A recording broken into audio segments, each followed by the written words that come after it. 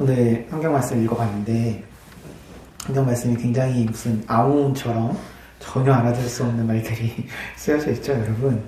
제가 계속 얘기하지만 이것 때문에 원래 이단들이 이 요한계시록을 가지고 굉장히 왜냐면 일반 사람들은 잘 모르니까 이걸 가지고 이상한 해석들을 많이 해요. 그런데 저희는 그런 해석들이 잘못됐다는 것을 반박하기보다는 정말 이 말씀이 뭘 말하고 있는지를 한번 성경을 통해서 또 역사를 통해서 살펴보면서 그 뜻을 발견하고 우리가 나아갈 길을 찾는 이 요한계시록 이 소아시아 7교회 시리즈가 됐으면 좋겠습니다.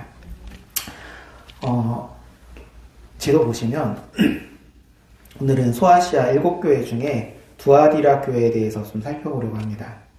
두아디라 교회는 이 두아디라는 로마의 속주였던 에베소나 서머나 버가모와는 달리 큰 도시가 아니었어요.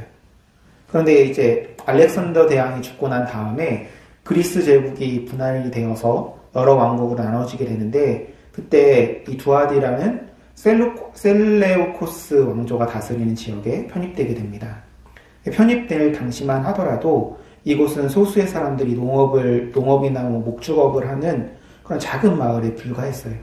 근데 이 셀레우코스가 이곳을 지난 시간에도 살펴봤던 것처럼 사탄의 권자라고 불렸던 버가모, 우리 지난 시간에 살펴봤던 왼쪽 상단에 있는 버가모를 방어하는, 저기가 주요한 도시다 보니까 저기를 방어하는 군사적인 요충지로 활용하면서 이 두아디라도 도시의 면면을 갖추기 시작합니다.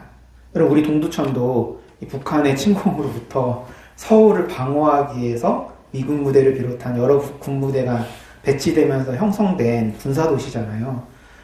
두아디라도 그런 곳입니다. 아시는 것처럼 이곳에 군인들만 있는 게 아니잖아요. 사람들이 모이는 곳에 필요한 여러 부대 시설과 또 군부대와 연결되어진 여러 경제 활동들이 있기 때문에 민간인들도 많이 필요합니다.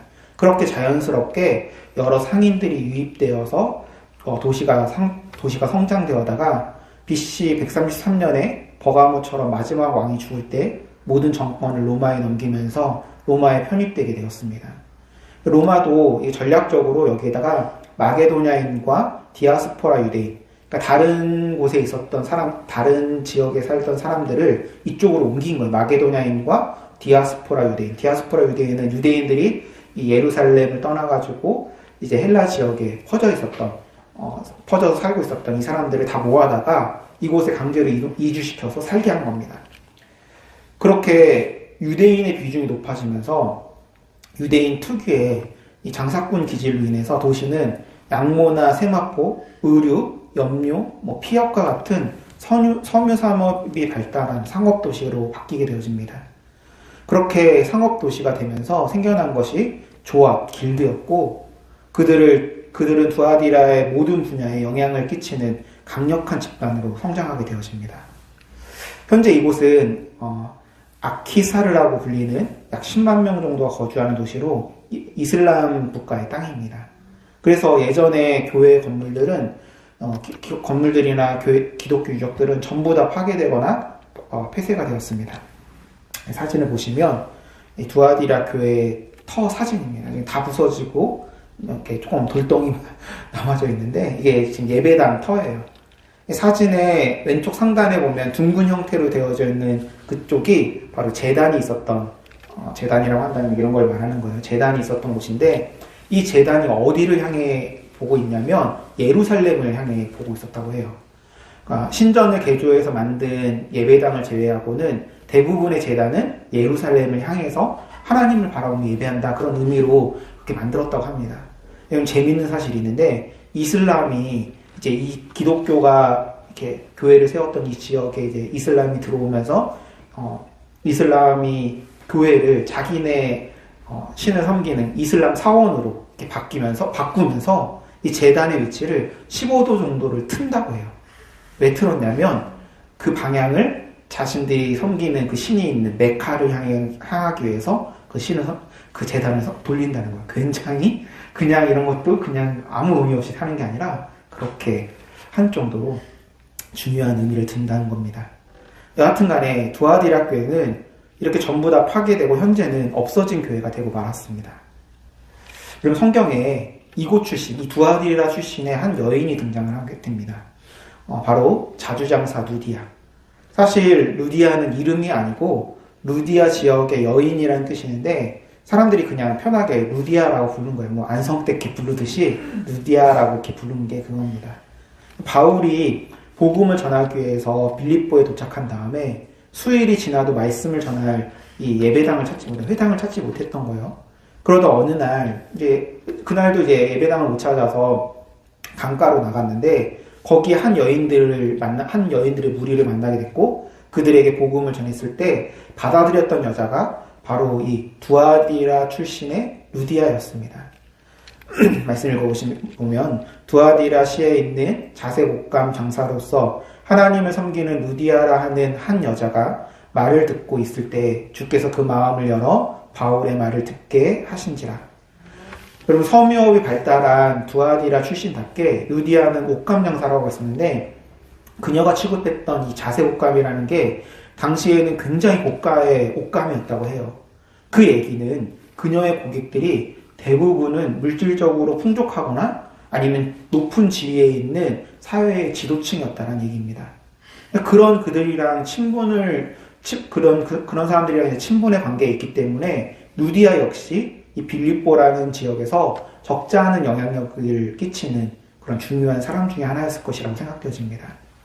그리고 정황상 그러한 루디아가 이 자신의 고향이었던 두아디라의 복음을 전했으리라고 보여지고 그것이 두아디라 교회의 시초가 되지 않았을까라고 생각되어집니다. 두아디라는 사탄의 권자로 표현된 버가모와는 달리 박해가 그렇게 심하지가 않았어요.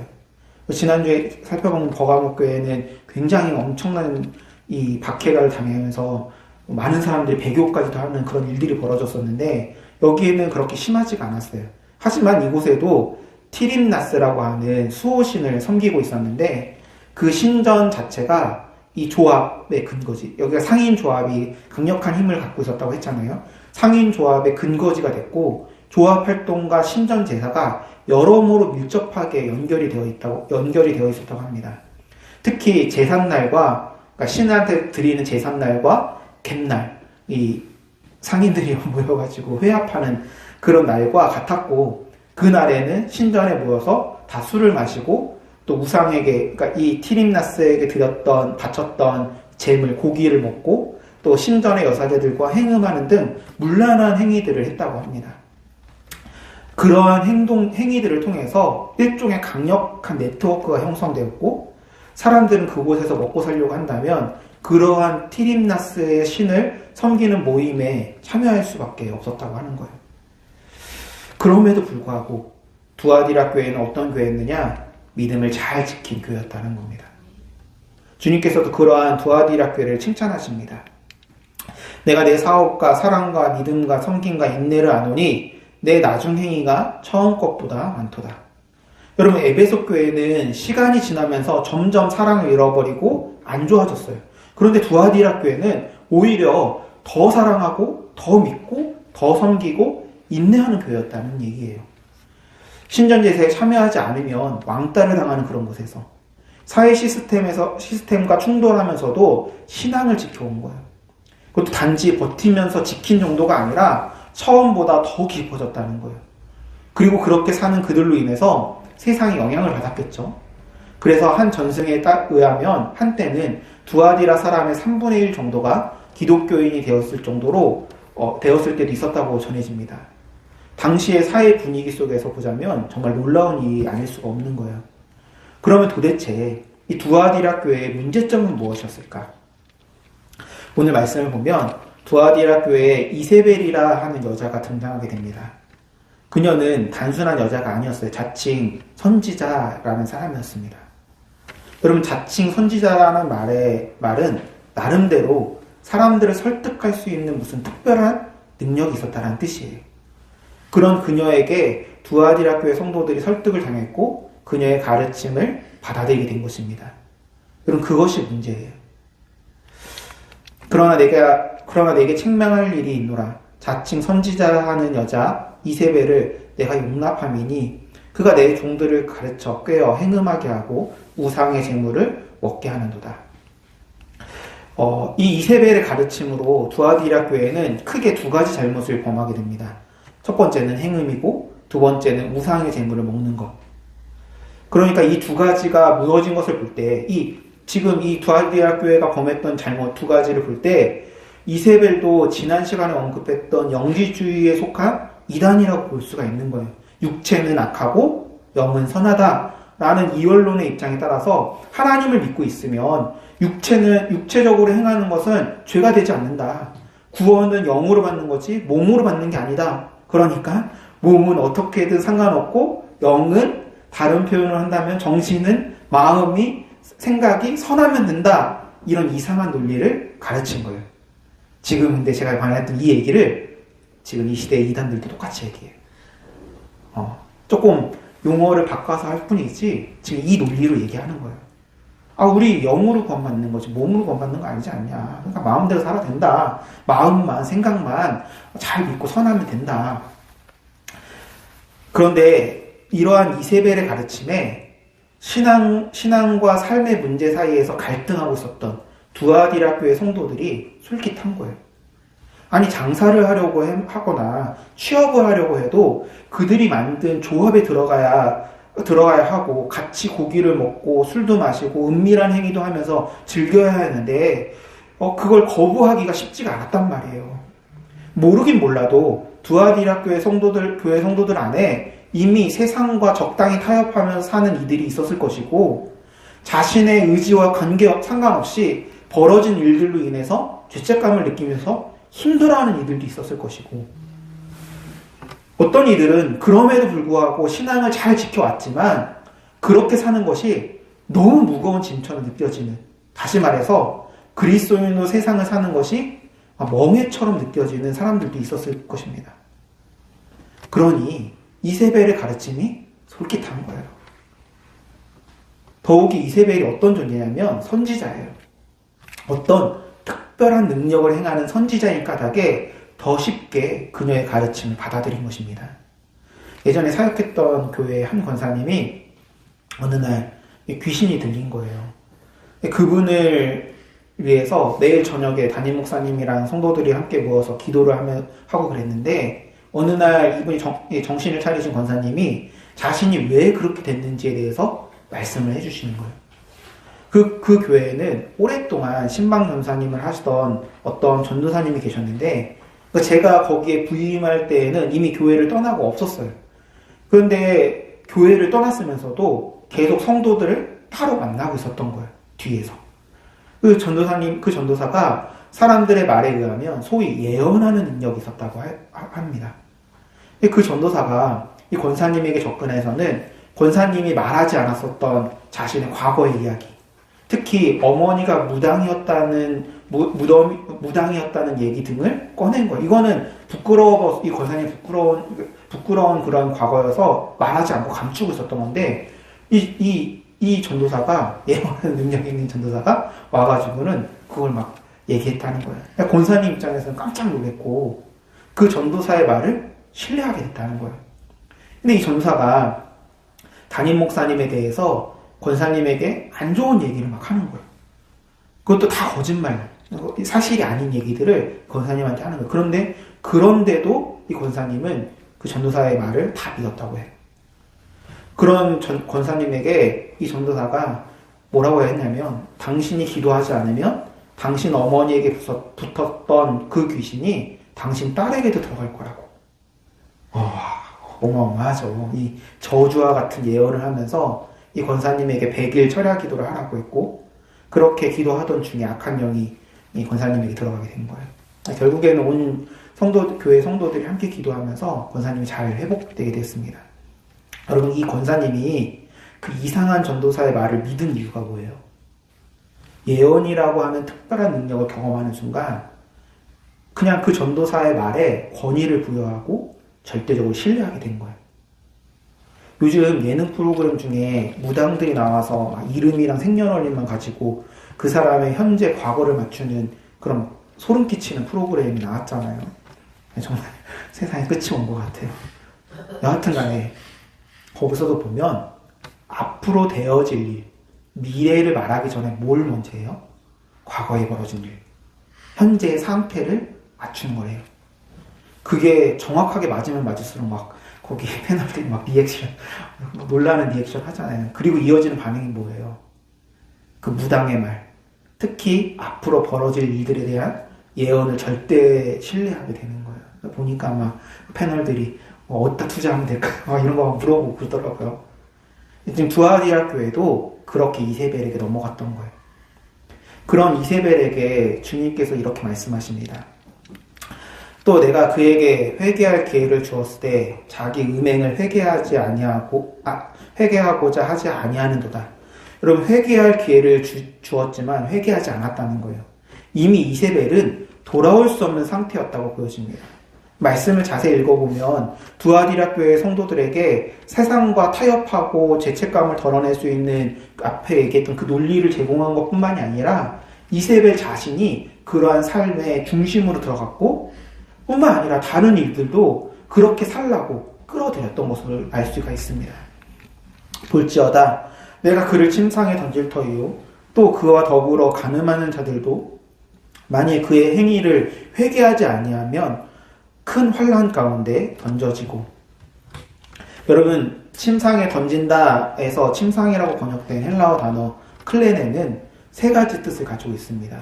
첫 번째는 우리가 잘 아는 침상, 잠자리라는 뜻이고, 둘째는 당시 로마 사람들이 식사를 할 때 비스듬히 기대어서 누웠던 긴 의자, 그러니까 일종의 식탁이에요. 식탁을 의미하고, 그리고 세 번째는 병상, 아픈 사람들이 눕는 그런 자리를 의미합니다. 여러분, 이세벨이 범한 죄가 두 가지였어요. 행음과 우상의 재물을 먹는 것. 행음이 어디서 벌어집니까? 침상에서 하죠. 우상의 재물은 어디서 먹습니까? 식탁에서 먹어요. 그런데 하나님의 심판이 바로 그 클레네에 던져지는 것입니다. 무슨 얘기냐? 쾌락을 누리던 바로 그 자리, 우상의 고기를 먹으며 즐기던 바로 그 자리가 심판의 자리로 뒤집어진다는 거예요. 그리고 이어지는 말씀을 보니까 침상에 던지고 큰 환난 가운데 던지고 23절에 그 자녀들을 사망으로 죽이리니 라고 점점 그 심판의 강도가 강해져 갑니다. 단계적으로 심판이 올라가요. 그러면 사망 이전의 단계인 이 침상에 던진다는 것은 질병의 심판, 병상에 눕게 되는 것을 의미한다고 보는 것이 자연스럽습니다. 여러분, 이게 정말 무서운 거예요. 쾌락의 침상이 고통의 병상이 되고 즐거움의 식탁이 심판의 자리가 되는 것입니다. 죄를 즐기던 바로 그 자리가 심판을 받는 자리가 되게 된다는 거예요. 여러분, 구약 성경에도 이 원리가 그대로 나옵니다. 바로가, 애굽의 왕이었던 바로가 히브리 남자아이를 나일강에 던지라고 했는데 결국에 나일강이 피로 변하여 이집트를 심판하는 도구가 됩니다. 그리고 하만이 모르드게를 매달려고 세운 장대에 하만 자신이 매달리게 되어져요. 즉, 죄의 도구가 심판의 도구로 바뀌게 되는 것입니다. 그러니까 주님께서 침상이라는 이 한 단어를 통해서 말씀하고 싶은 것은 너가 그토록 탐했던 것, 너가 그토록 즐기던 것, 바로 거기가 너의 심판의 자리가 될 것이다 라는 경고인 것입니다. 여러분, 어두움은 빛을 싫어합니다. 왜냐하면 자신들의 어두움이 드러나기 때문에 그렇습니다. 그래서 어두움은 빛을 미워하고 빛을 공격하고 빛을 잃게 만들어서 자신들과 같은 어두움이 되게 하려고 합니다. 그럼 이세벨은 두아디라라는 그 사회 속에서 신앙을 지키며 사는 것이 힘들었던 것 같습니다. 그러던 중에 먼저 영지주의의 가르침을 받아들인 것이고 다른 성도들까지 유혹하여서 더 이상 자신의 어두움이 드러나지 않게 모두가 빛을 잃게 만드는 상황을 만들어간 것입니다. 여러분, 오늘 우리도 이세벨의 속임수에 쉽게 넘어갑니다. 내가 주일 성수하고 교회에서 이것저것 봉사하고 지갑을 열어서 어려운 사람을 돕는 일에도 선뜻 나서고 찬양하고 눈물 흘리고 매일 1시간씩 기도하고 있으면 세상에서 세상의 방식, 세상의 가치를 따르고 세상과 동화되어서 넌 크리스찬으로 살아도 문제가 없다고 생각을 하는 거예요. 그렇게 사는데 심지어 막 돈도 잘 벌어. 성공도 하고 원하는 대학에 들어가고 원하는 이성도 만나고 주식 투자를 했는데 막 대박이 났네. 그러면 하나님이 날 인정하셨구나. 하나님이 내가 드린 것에 감동하셨구나. 내가 하나님 뜻대로 잘 살고 있어서 하나님 복 주셨구나. 그럼 이렇게 오해한다고요. 그래서 교회도 그런 교회를 찾아가요. 나의 죄를 들추고 회개하라고 설교는 불편해. 듣기가 싫어요. 그저 나의 삶을 축복해주고 인정해주고 응원해주는 교회. 세상적으로 봤을 때도 성공한 교회. 그런 교회에 사람들이 몰리는 거예요. 여러분 1년에 가장 많은 사람들이 참석하는 예배가 무슨 예배인지 아십니까? 사람들이 가장 많이 참석하는 예배가 있어요. 1년에. 이때는 믿는 사람, 믿지 않는 사람 다 몰려와요. 송구형인 예배. 네, 왜냐하면 마지막 순서에 담임 목사님에게 축복 기도 받으려고. 여러분 부목사들은 영빨이 약해서 안 돼. 무조건 담임 목사에게 기도를 받으려고 그 앞에 줄을 길게 서는 거예요. 농담 같죠? 실제로 벌어지는 일이에요. 여러분 영과 육은 연결되어져 있어요. 육은 영의 표현입니다. 좀 더 쉽게 설명하면 우리의 행위는 우리 마음의 표현이에요. 바울이 그토록 괴로워했던 것은 육체가 영과 관계가 있었기 때문이고, 그래서 그의 평생 수련이 무엇이었냐면 몸을 쳐서 복종시키는 수련을 했던 거예요. 내 영이 하나님께 순종하게 해요. 주님께서 두아디라 교회에게 경고할 때 분명히 뭐라고 얘기했냐면 그의 행위를 회개할 것을 요청하십니다. 만일 그의 행위를 회개하지 아니하면 큰 환난 가운데 던져지고 또 내가 사망으로 그의 자녀를 죽이리니 모든 교회가 나는 사람의 뜻과 마음을 살피는 자인 줄 알지라. 내가 너희 각 사람의 행위대로 갚아주리라. 그러면 사람의 뜻과 마음을 살피시는 하나님이 왜 행위대로 갚으신다고 하는 거예요? 행위에 그들의 뜻과 마음이 담겨있기 때문에 그런 거예요. 겉으로는 막 영적인 퍼포먼스를 하면서 동시에 육체적으로는 죄를 범하는 것이 매우 자연스러운 존재.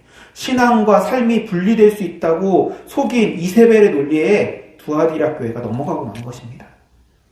여러분, 이 이세벨의 논리를 성경은 소위 사탄의 깊은 것이라고 표현을 했습니다. 번역에는 한 가지 빠진 부분이 있는데 원문을 보면 그 구절의 끝에 호스 레구신이라는 말이 붙어 있어요. 그들이 말하는 바라 라는 뜻이에요. 여러분, 좀 뭔가 표현이 이상하지 않아요? 누가 자기의 가르침을 사탄의 깊은 것이라고 부르겠어요? 아무리 이단이라고 하여도 자기 입으로 이거 사탄의 가르침이야 라고 말하지 않잖아요. 원래 이 사람들이 표현했던 표현은 타 바데아 투 데우입니다. 하나님의 깊은 것들. 이 표현은 고린도전서 2장 10절에 바울이 쓴 표현입니다. 성령은 모든 것, 곧 하나님의 깊은 것까지도 통달하시느니라. 바울이 성령 사역을 설명하면서 사용했던 이 거룩한 표현을 이세벨의 추종자들이 가져다가 자기네 가르침에 갖다 붙인 거예요. 그들이 주장하기를 우리는 보통 성도들이 모르는 깊은 지식, 헬라어로 그노시스를 가지고 있다. 그 지식에 의하면 영은 이미 구원받았으므로 육체가 무엇을 하든지 상관없다. 그러니 조합 모임에 참여해서 우상 제물을 먹고 행음을 해도 그들의 네트워크에서 그렇게 즐겨도 영적으로는 아무 문제 없고 구원받는데 아무 문제 없다. 여러분, 이게 왜 무서운 줄 아십니까? 단순히 죄를 지어도 된다라고 말하고 있는 게 아니에요. 하나님의 깊은 것이라는 영적인 언어로 포장을 하고 있는 거예요. 하나님의 깊은 것을 아는 사람만이 누릴 수 있는 자유라고, 이것이 진짜 영적인 성숙이라고 가르치고 있는 거예요. 여러분, 생각해 보세요. 신앙을 지키느라 조합도 못 들어가고 장사도 제대로 못하고 왕따 당하면서 힘겹게 버티고 있었던 성도들에게 누군가 하나님의 깊은 지식을 운운하면서 영적으로 자유로운 사람은 그런 것에 얽매이지 않아도 된다라고 말하고 있는 거예요. 거기다가 그 사람이 무슨 특별한 능력까지 갖고 있네? 막 예언도 하네? 나의 감춰졌던 비밀도 다 알고 있네? 여러분 솔깃하지 않겠어요? 영적인 깊은 해답처럼 하나님의 음성처럼 들리지 않겠냐고요. 그래서 요한의 반박이 더 날카로웠던 거예요. 요한이 뭘 하냐면 단어 하나를 바꿔버린 거예요. 하나님의 깊은 것에서 하나님을 사탄으로 바꿔버린 것입니다. 너희가 하나님의 깊은 것이라고 부르는 그것, 실상은 사탄의 깊은 것이다. 이 단어의 한 단어의 교체가 그들의 가르침 전체의 본질을 폭로해버린 것입니다. 그럼 사탄의 전략은 언제나 이래요. 거짓말을 거짓말처럼 포장하지 않아요. 진리처럼 포장하죠. 하나님의 이름을 빌리고 영적인 언어를 사용하고 성경의 표현을 가져다가 자기 논리를 세우는 거예요. 창세기 3장에 뱀이 하와를 유혹할 때 뭐라고 합니까? 하나님이 정녕 너희에게 동산 각종 나무의 열매를 먹지 말라고 하시더냐? 하나님의 말씀을 살짝 비틀어서 의심을 마음 가운데 심는 거예요. 그리고 너희가 그것을 먹는 날에는 너희 눈이 밝아져서 하나님과 같이 되리라. 하나님처럼 된다. 더 높은 지식에 이른다. 이것이 처음부터 사탄의 전략이었던 것입니다. 두아디라의 이세벨도 똑같은 전략을 쓴 거예요. 하나님의 깊은 것을 알면 자유로워진다라는 논리로 성도들의 신앙과 삶을 무너뜨린 것입니다. 그러면 여러분, 두아디라에서 이세벨의 가르침에 넘어가지 않은 사람들은 어떤 사람들일까? 안 넘어간 사람들이 있어요. 그 사람들은 어떤 사람들일까? 24절 말씀을 보시면 두아디라에 남아있는 자 곧 이 교훈을 받지 아니하고 소위 사탄의 깊은 것을 알지 못하는 너희에게 말하노니 다른 짐으로 너희에게 지을 것이 없노라. 주님께서 다른 짐으로 너희에게 지을 것이 없노라 라고 말씀하셨는데 이 말은 반대로 생각하면 그동안 짐이 있었다는 얘기예요. 이미 무거운 짐을 지고 있다는 뜻입니다.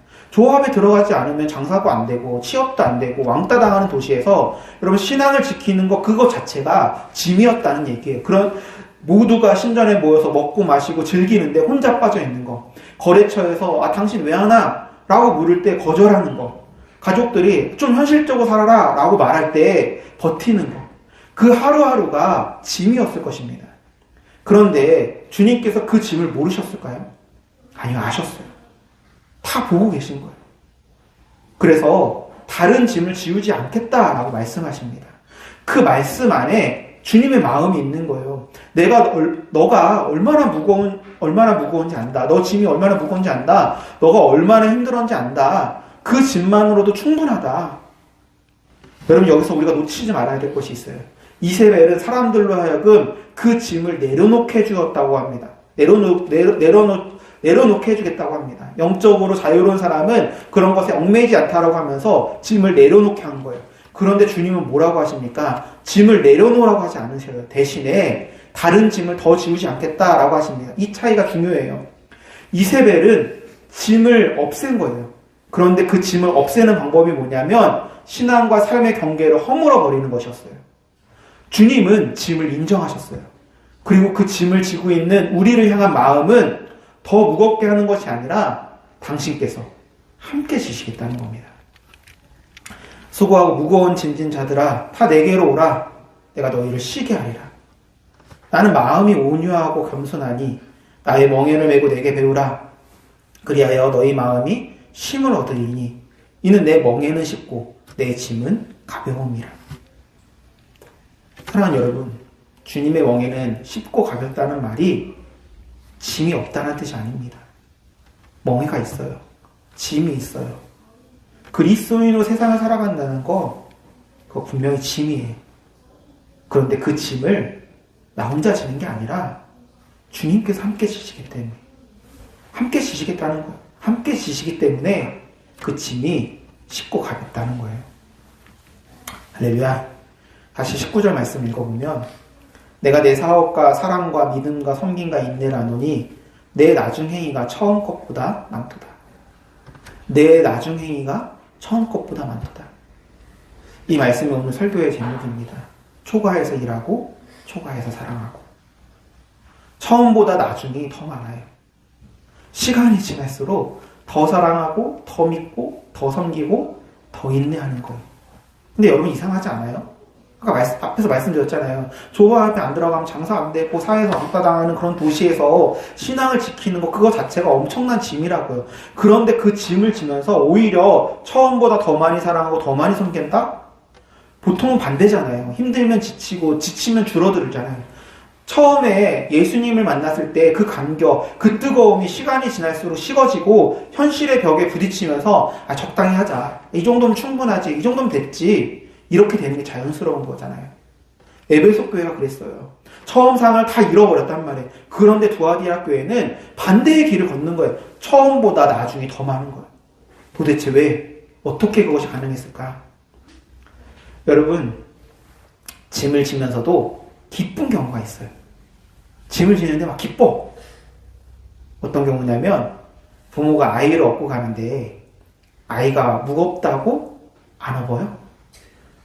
무거워요. 아이가 점점 나이가 들수록 당연히 무거워요. 그런데 내려놓지 않아요. 왜? 사랑하니까. 내 아이니까. 아이가 점점 자라나면서 무게가 더 무거워질수록 사랑의 무게이기 때문에 기꺼이 지는 거예요. 그러니까 아이가 오히려 자라면서 더 무거워지면 그만큼 더 기쁜 거예요. 두아디라 교회가 그랬던 겁니다. 그들이 처음보다 더 많이 사랑하고 더 많이 섬길 수 있었던 이유는 의무감 때문이 아니에요. 하나님이 시키니까, 안 하면 벌 받으니까, 그렇게 해야 축복받으니까. 그런 이유들이 아니었어요. 은혜를 알았기 때문이고 사랑을 알았기 때문이에요. 내가 이곳에서 이런 환경 속에서도 믿음을 지킬 수 있는 것이 내 의지가 아니라 나를 붙잡고 계신 하나님의 은혜라는 사실을 깨달은 것입니다. 그 은혜가 깊어질수록, 감사가 깊어질수록 사랑과 섬김은 저절로 초과가 되게 되는 것입니다. 여러분, 맞벌이 부부가 결혼기념일에 남편이 퇴근길에 꽃을 사와요. 아내가 왜 꽃 사왔어? 돈 아깝게 라고 했더니 남편이 뭐라고 했냐면 당신이 고생하는 거 아니까. 여러분, 이 남편이 꽃을 산 게 의무입니까? 당신이 고생하는 것을 알았기 때문에, 고마우니까, 사랑하니까 산 거잖아요. 두아디라 교회 성도들도 그랬어요. 은혜를 아니까, 주님의 사랑을 아니까, 지금 내가 이 자리에 있는 게 주님이 붙잡아 주셨기 때문인 것을 아니까 그 감사함으로 더 사랑하고 더 섬기고 더 인내할 수 있었던 것입니다. 이게 바로 초과의 비밀입니다. 말씀을 정리하면 이세벨의 방식은 짐을 없애는 것이었습니다. 대신에 신앙과 삶의 경계를 무너뜨렸어요. 주님의 방식은 짐을 함께 지는 것입니다. 그리고 그 짐 속에서 은혜를 깨닫게 하십니다. 이세벨을 따르면 편합니다. 그런데 그 쾌락의 침상은 결국에 심판의 병상이 되고 맙니다. 주님을 따르면 짐이 있습니다. 그런데 그 짐 속에 사랑이 자라고 믿음이 깊어지고 나중 행위가 처음 것보다 많아지는 역설이 일어나게 되는 것입니다. 주님 우리에게 이렇게 당부하십니다. 오직 너희에게 있는 것을 내가 올 때까지 굳건하게 잡으라. 할렐루야. 지금 여러분이 가지고 있는 그 믿음, 그 사랑, 그 섬김, 그것을 잡으라는 거예요. 이세벨의 논리에, 세상의 논리에 흔들려서 놓치지 말고 선한 싸움을 끝까지 싸워내라는 것입니다. 그렇게 싸워낸 자들, 세상에 휩쓸려 매몰되지 않고 그 믿음을 지키며 산 자들에게 하나님께서는 이와 같은 놀라운 축복을 주십니다. 이기는 자와 끝까지 내 일을 지키는 그에게 만국을 다스리는 권세를 주리니. 여러분, 여기서 내 일을 지키는으로 번역된 원문은 테론타 에르가 무인데 이것은 단순히 규율을 지킨다라는 의미가 아닙니다. 테레오는 소중한 것을 보존하다, 간직한다라는 뜻이에요. 즉 주님의 일을 규칙처럼 지키는 것이 아니라 보배처럼 너무나 소중한 것처럼 간직한다는 뜻입니다. 그리고 28절, 내가 그에게 새벽별을 주리라. 여러분, 새벽별은 가장 어두운 밤이 지나고 아침이 올 것을 알려주는 별입니다.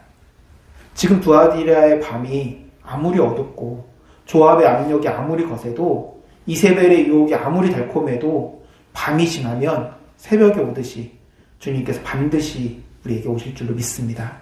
사랑하는 성도 여러분, 여러분 어떤 길을 걷고 계십니까? 이세벨의 길입니까? 아니면 두아디라의 남은 자의 길입니까? 이세벨의 길은 이세벨의 길은 편합니다. 짐이 없어요. 신앙과 삶이 분리되기 때문에. 교회에서는 영적인 사람, 세상에서는 세상적인 사람, 그렇게 살면 됩니다. 그런데 주님께서 말씀하시는 거예요. 그것은 하나님의 깊은 것이 아니라 사탄의 깊은 것이로다. 여러분, 남은 자의 길은 무겁습니다. 짐이 있어요. 세상과 충돌하고 손해보고 때로는 외롭고 때로는 지칩니다. 그런데 그 길에서 은혜를 깨닫게 되는 순간, 감사가 터지는 순간 짐이 사랑의 무게로 바뀌게 되는 것입니다. 그때 우리의 사랑은 초과하기 시작하는 겁니다. 처음보다 더 사랑하고 처음보다 더 섬기고 처음보다 더 인내할 수 있고 초과해서 일하고 초과해서 사랑하는 삶. 우리 모두 그렇게 살아가는 하나님의 백성들이 되기를 간절히 소망합니다. 할렐루야.